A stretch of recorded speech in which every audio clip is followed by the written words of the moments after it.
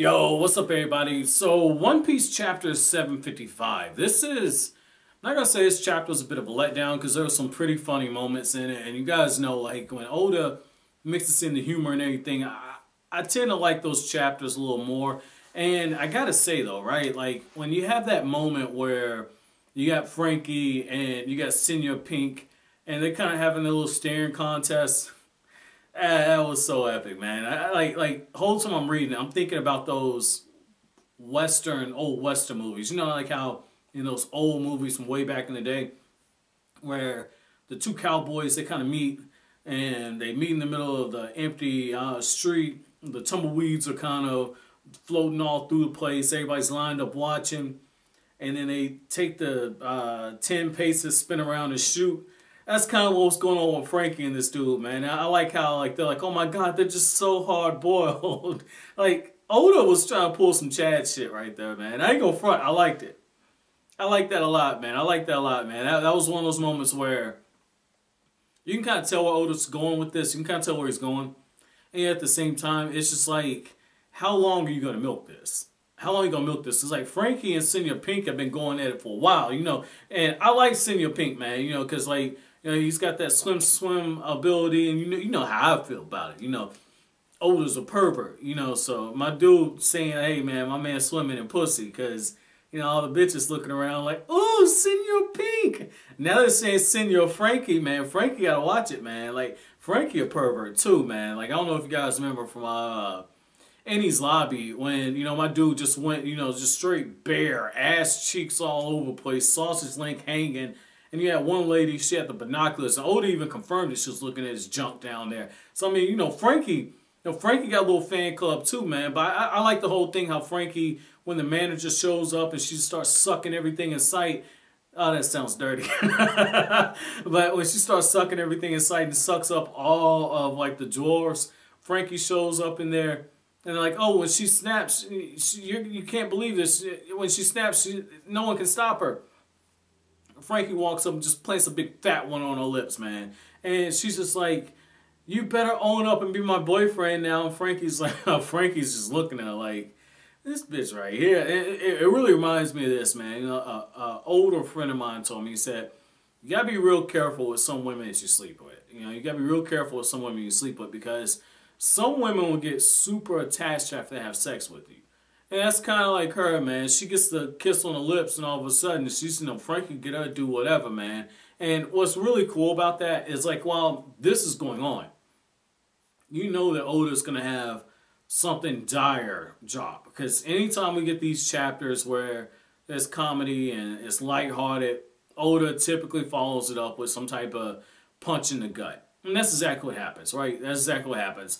At the end of this chapter, you know, we find out that like the princess of the dwarves is being held captive, and apparently she's got some type of power that Doflamingo. She's got some type of power that Doflamingo is interested in, and I'm very curious, because like this is like the second time we've had like actually this is the third time we've had a princess that has had some type of power. Now, if you guys walk back with me, since we've been in the New World.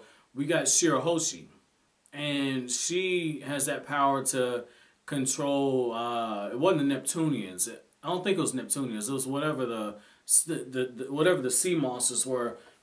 Not at Sayobodi, but at Fishman Island. Now you got Viola, who is a princess, and she can see everything. She can see everything on the island. And then you got this princess of the dwarves, and now she's got some type of secret power. So it's just like if Doflamingo already had Viola working for him, maybe in the back of his mind he always expected her to betray him, but like he already had something overpowered to aid him in his conquest, right? So what can this dwarf do, and why has he not used our power yet? That's gonna be interesting to see how Oda explains that. It's gonna be very interesting because I don't see what power she could have had. Now, don't get me wrong. You know, like One Piece, you know, I'm very proud to say this. You know, like a One Piece, I legitimately don't know what I'm going to get in every chapter. You know, like when I used to read Naruto, I could kind of predict where the story was going to go. When it was coming out weekly, I could predict. Like, once you got to a certain point, you know, it'd be like, oh, okay, this is where Kishimoto's going to take. And it's sure enough because of how fast paced he writes. It's just like, okay, volume 60, Sasuke is staring down the white Zetsus. You don't know it, and then like in volume 62, you find out he's slaughtering all the Zetsus, and it was all this misdirection. People thought he was gonna fight the Konoha 11, and it's stuff like that. You can kind of read in between the lines and see, okay, this is what Kishimoto is going for with Oda, because the pacing is so much slower, and because there's so much information that's packed in each of these chapters. You almost can't theorize. I mean, I know that I know that there's got to be some people in the community that do the One Piece theories, and I know that because there's like, if you have time to sit down and go through and read the manga very closely, like I read the Naruto manga very closely. If you have time to sit down and read this manga very closely, you can see the foreshadowing, little tidbits, and you can see how Oda is setting up in-game stuff for future arcs. I mean, I know it can be done, but just on a blind read like I've been doing for the last, well, God, what is it, 3 years? So, I mean, by the time you guys see this, it might be 4 years, man. Like, Jesus. I've been reading One Piece for a long ass time. Shit. I mean, I've enjoyed the journey, but shit, I didn't realize it was that long, man. I'm thinking about this shit now, man. Like, we're in, Jesus. Yeah. Yeah, holy shit. Holy shit, man. This is crazy. This is absolutely crazy, man. This is absolutely crazy. But nah, getting back to it though, I like what you got with Zoro. I like how Zoro and Pica have a little moment, and Pica's just like, hey, it's because of you that Rebecca gets away, her group gets away, and Zoro's just trolling this dude. He said, no, it's because of you. It's just like Zoro's just saying, no, if you could have been man to stop me, this shit wouldn't have happened, dude. This ain't my fault. Don't blame this shit on me because you're incompetent.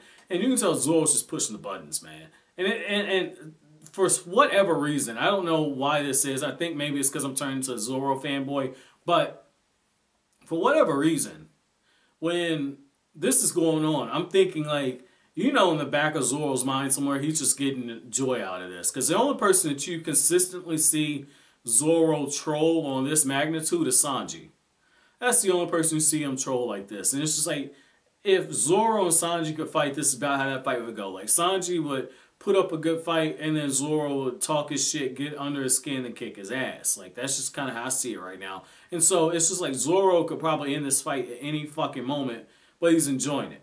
He's enjoying the fight. So, I mean, I'm going to be very interested to see how Oda either wraps this fight up or, this is a shonen. So, I mean, Pica probably has like one more trump card under the sleeves, man. So, I'll be interested to see how that goes. I'm going to be very interested to see that. Now, the other thing, I like how Viola comes to the conclusion and she says, like, hey, they're not going to harm you, father. Like, they know the truth about what happened with our land. We just have to have faith in the people. Shit. Look, I get told by my buddy Sean, I get told all the time by him that I have too much faith in humanity, okay? Even I ain't dumb enough to think this shit.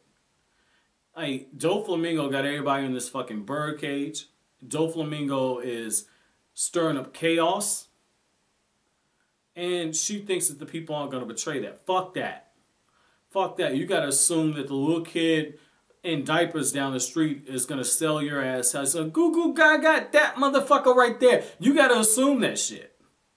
You got to assume it. I don't get how she could possibly think that they're in the clear. And the king just goes along with it. And I guess he's just like, shit, somebody trying to get wrong with this, my daughter can see everything. So, I mean, overall, I mean, this is a cool chapter, man. I ain't gonna front, this is a cool chapter. Again, I'm very interested to see what exactly the power of this dwarf princess is. When she's like, I just want to go back to the green bit. It really reminds me, and this is starting to sound like a Family Guy segment. Family Guy, like Peter Griffin's like, it's kind of like the episode of this, and you see like the montage. Like, this reminds me of, and I don't know if Oda's going for it, but like Rapunzel and all these other princesses who are always in these castles and have to be rescued.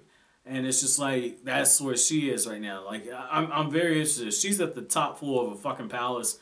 I'm going to or the top floor of a tower. I'm going to lose it. Because I'm like, in a good way. I'm going to lose it, man. I'm going to lose it. But I don't have a chapter question for you guys. You know, they said this is just a fun chapter, man. So I guess the one thing I would ask you guys is, what were your thoughts about Dressrosa coming this far in? Oh shit, I forgot to talk about Kanjuro and Kainimon, man. And you know, this is the thing, right? Like with that part, you know, part of the reason why I just slipped my mind on that. You know, I thought it was cool that this guy can, you know, paint in his objects and everything. The stuff he paints turns into physical stuff, but you know, we find out the weakness is that it doesn't really hold shape that well. And you know, if you're not careful, everything will dispel. So my thing is like that's an overpowered devil fruit. That's an overpowered devil fruit. And the reason why I say that is like that's on some Harry Potter shit. That's like some Harry Potter, I think it was conjuration magic. That's on that level shit. You know, like the same thing. And now that you think about like Kainemon's powers, it's the same thing because he can turn whatever he visualizes into outfits as long as he's seen it. He's like, oh yeah, okay, hey, you big-breasted woman. I pitch you at no clothes. Nami's all of a sudden new. You big-breasted woman. I see you with a jacket. Bam. I see you in lingerie. Like, whatever he's seen, he can conjure it and make it see. And, like, that's the thing. And the dude's name is Kanjuro. Dude's name's Kanjuro.